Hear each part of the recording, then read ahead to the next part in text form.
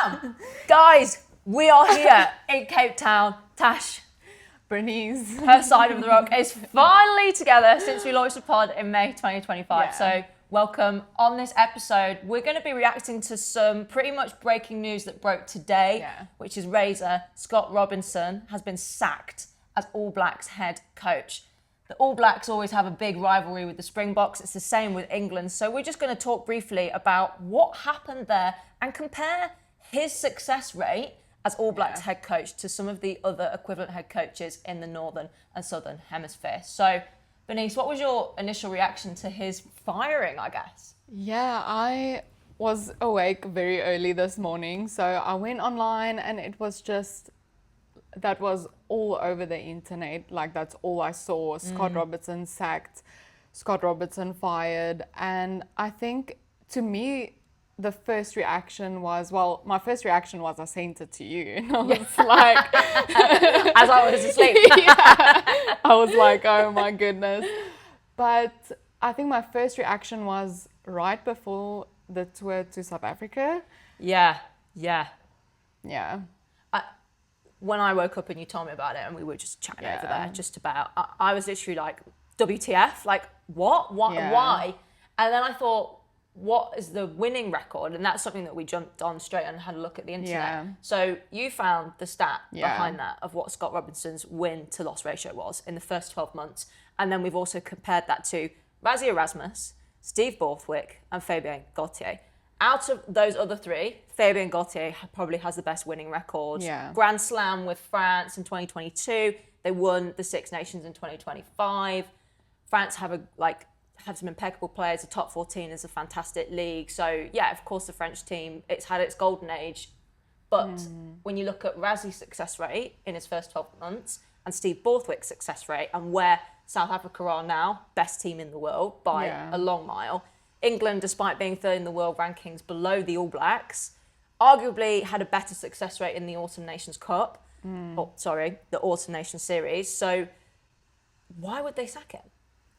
It's so crazy. Like, the timing around everything, I'd say, make sense. Does not make sense. Especially looking at his record. So Razor's record at the minute is he won 20 out of 27 matches, which is about a 74% win record, which I don't think is bad for the first 12 months as a coach. Not at all. Especially if we compare it to a coach like Rassie and Steve Borthwick, who are very successful currently, but both of them had a 50% win record in their first 12 months. 100%. So I'm really confused at where the decision is coming from, and I'm sure we'll get a lot of information in the coming days about like the decision and probably more comments from Scott Robertson. So we'll probably have to wait and see kind of what he says. But I'm very surprised. Like, the timing doesn't make sense. No. It's right before the tour to South Africa, but it's also close to the World Cup. Very close to the Rugby World Cup. So the timing of everything just feels a little bit off. And even though I think they had a successful autumn international tour. More wins than losses, So they only lost to England. And yes, it was a big blow because they didn't win the Grand Slam. But so you still won more matches than you lost. And if you look at the Rugby Championship, it was, they weren't worse off than a team like South Africa, because South Africa also lost against Australia. So I'm not really sure where this leaves New Zealand, who will be the new head coach. I think New Zealand wasn't the team that they always used to be. No, but no team ever is. There's always cycles of change, whether it's at club rugby, whether it's international rugby. There is always change, and if you don't change with the times, like I talk about Steve Borthwick, and I followed his journey since he was at Tigers. He was a Saracens second rower. He plays very traditional style rugby with traditional rugby union values, I would say. Gritty, very honest, but doesn't say more than he needs to. When he first came to Leicester for the 2021 season, this is coming back off the season of Leicester really being quite poor. Like the 2019-2020 season, it was only the COVID pandemic rules that stopped Tigers from going down to the Championship, which is the league below the Gallagher Prem. Steve comes in, he wins 50% of his games in the league with Tigers, but he played a plan around having a big ball carrier in Jasper Wiese, who is South African number 8. He's a bowling ball. You do not want Jasper running at you. Jasper's now playing in Japan, but at the time, the structure was George Ford at 10. We've seen what Ford can do, both for Sale Sharks and for England. Like I said this earlier to you, that Argentina, like George Ford is Argentina's kryptonite because those drop goals, like I'm smiling just thinking about it. But that's what Steve Borthwick's plan was. That's his traditional style of rugby, like big ball carriers. The backs don't really get that much flair. It's all about the forwards.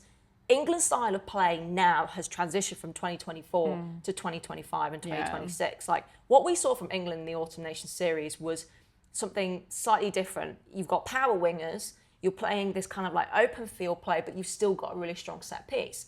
For me, watching the Springboks, I feel like the Springboks style of play still retains its DNA with a huge forward pack, but depending on your halfback pairing and what wingers you've selected, then the style of play and the attacking plan changes.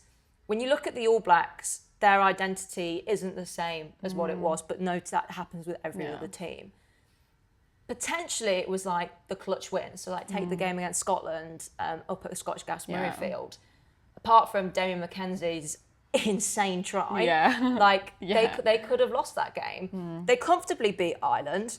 Yeah, they lost to England, but England have proven themselves to be a quality team. Like, the Nations Cup will be exciting when our two nations play each other. Doesn't make sense to me at all. I really don't get it. And on your point of like, yes, the style of play changes, but exactly, like Steve Borthwick has found a style of play that really works for England at the minute. And the players that you've got selected. And the players, and he's built a squad up until this point, and we've spoken about it. In terms of world rankings, the Springboks are first, All Blacks ranked second, but the way that England is playing kind of puts them at a second place, not numerically or like in theory, but the way England is playing and the way that Steve Borthwick is choosing a squad and building a squad at the minute is really clever and really strategic because he's obviously building towards the World Cup. Exactly. But that didn't come, that didn't come overnight. And like you said, I think the 2023-2024 season was a bad time to be an England fan. 2024 was a tough year to be in England. That's 100%. And now you're having the time of your life watching England rugby. All I'm saying is this Six Nations. This is the year that England win the Six Nations. But look, if you're watching this and you'll think, whether you're a Kiwi, whether you're not, please let us know your thoughts. At the end of the day, we are speculating as to the reasons why that he's left. And it just doesn't make sense in our eyes because you've got other coaches who are now incredibly successful who had a worse winning ratio at the start. And I think where rugby is maybe in this weird catch-22 situation is you can't put a plaster on a huge hole. And okay, Razor had a really good reputation and was really successful with the Crusaders. But just because you're successful at club level does not mean that that plan translates exactly to international level. I suppose, like, you look at how Gregor Townsend came into the SRU. He had success with Glasgow Warriors back in the late teen years, and then he became Scotland head coach. I wouldn't be surprised if that's the path that Franco Smith ends up taking in the future. But Scotland have kind of plateaued. When you look at their squad, you think, like, oh, why? Because you've got some great players in there. But Scottish rugby believe in Gregor. And it actually, that belief, if you don't have that belief, what can you do? It shows that New Zealand rugby had no belief in Razor, which is such a shame when you have 20 wins out of 27. They haven't really given him any time. No, they haven't. Not even given him any time, but even put the confidence in him with the record that he currently has. Because as we've mentioned, it's not a bad record at all. Yes, some of the other coaches are now more successful that had terrible records at the start of their careers as coaches. I mean, Rassie had to come into a team that had just lost 57-0 to the All Blacks, 57-13 to the All Blacks, and he had to turn that around. And the culture shifts and everything that kind of came with it. But Razor had a very good record. Yes, we've talked about the style of play that changed for the All Blacks, and a lot of people said that the All Blacks weren't the All Blacks of all time, and the Kieran Reid and the Richie McCaw era was completely different to where the All Blacks are now. It's in the past. But it's in the past, like everyone's building towards something new, and I am still kind of at a loss for words, and I don't know how Kiwi fans will feel about this one, because we know there's a big discrepancy between club rugby and international rugby. Yeah. But if you look at Razor's record, and yes, we hammer a lot on his record, but I think like stats don't lie, and yes, the style of play have changed, but I think the timing of everything, looking at the stats, like there's nothing that really makes sense at the minute. And also, who's the replacement going to be? I think, we still have a lot of questions that needs to be answered, and I think there's a lot of missing pieces at the moment. 100%. Like, if you're going for a job interview, right? Yeah. And you're going for this job interview based on evidence. So this is my track record. This is what I'm good at. Yeah. So if you were actually going to mark Razor, Razzie and Steve all on the same page, you're like, oh, Razzie got 50% in his first 12 months. So did Steve. Razor's got nearly 75%. We'll probably go with the guy that's got 75%. But no, New Zealand Rugby sack him. Something must have happened internally. Whether it's, again, this is all speculative. We've got no facts on this, but this could potentially come to light in the next few days to weeks to months. Don't know if it was the players who said they're not happy. It could have been the internal staff. It could have been some of the top dogs up at New Zealand Rugby who went, this isn't the product that we want. We're going to bring someone else in. But when there is constant change, how do you get that stability? And I've seen it at club level. As a supporter, I felt it at club level when there's been constant change. So who knows what's going to happen with New Zealand? And I think it's not the best move ahead of the tour to South Africa, and also in time for the World Cup. Though, we're 18 months away from the World Cup. There is time to bring someone else in new for the All Blacks and see what happens. Yeah, I think it's not impossible. I think Rassie did it in 18 months. Like, he only had 18 months. Like, they were like, here's project, like, bring the World Cup home. And they did it. The goal wasn't even for him to win the World Cup in 2019. Like, he was building towards 2023. Yeah. And that's something that was mentioned in Chasing the Sun over and over again.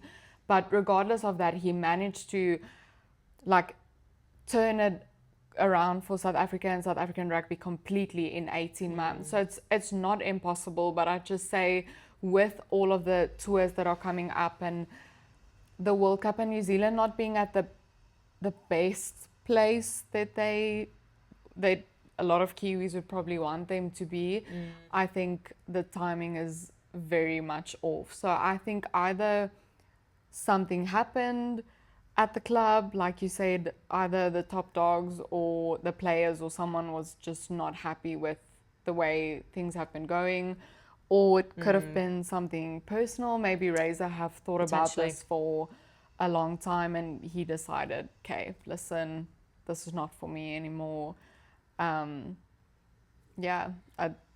We can only speculate at this point, really, 100%. What's been happening with the All Blacks, because we don't really have more information. I don't want rugby union to turn into Premier League football. Because what Premier League football does is they give managers a couple of months here and there and then go, right, you're not performing, sacked. I suppose there's a lot more on the line. There's a hell of a lot more money in Premier League football than there is rugby at kind of any level, really. But 100%. I always think, like, if you're a head coach of a team, you either change your approach based on the playing group and the staff group that you've got, or you stay very firm in what you believe is the right thing to do, and either people will follow. So, again, speculation at this point. Look, this outcome really shocked both of us. It would be like if South African rugby got rid of Razzie or England rugby got rid of Steve at this point in time. You would think, like, why on earth would you do that? Like, I don't know. I don't know. Do you know? If you have any thoughts, please let us know in the comments down below.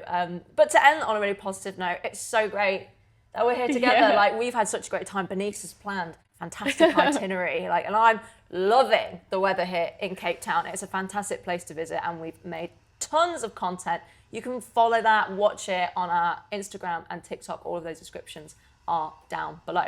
But that's it for now. We're going to have another episode coming out very soon, previewing the DHL Stormers versus Leicester Tigers match, which will be at the weekend, and I can't wait for it. I think it's going to be about 30,000 people. Yeah.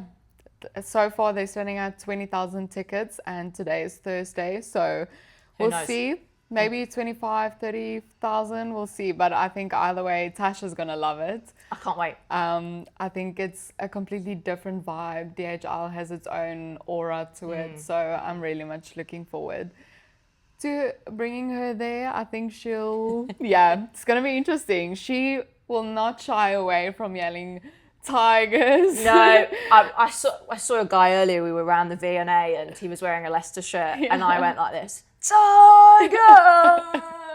And we went down around Chapman's Peak as well and I was there. Arms outstretched, a Kate Winslet moment, shouting Tigers at the top of my voice. So, it's really embarrassing, guys. I can't believe this is the first time Leicester have had to travel to South Africa, because normally, we've had the Hollywood Bet Sharks come to us quite a lot. We've had the Stormers come twice to Matthew was Welford Road. So I guess it's time for us to repay the favour and come down here and chance for a cheeky holiday. And they brought a special guest with them. So what can I say? Even though I was on the same flight as the Stormers, I met some of them, great guys. I think I said, how did you enjoy England? They were like, yeah, it was good. But I think the result against Quins wasn't the one that they wanted. But hey ho, we'll discuss all of that in another episode of Her Side of the Ruck. But for now, thank you so much for watching. We'll see you again soon. Signing off from Cape Town is both of us. Woo! Bye. Bye.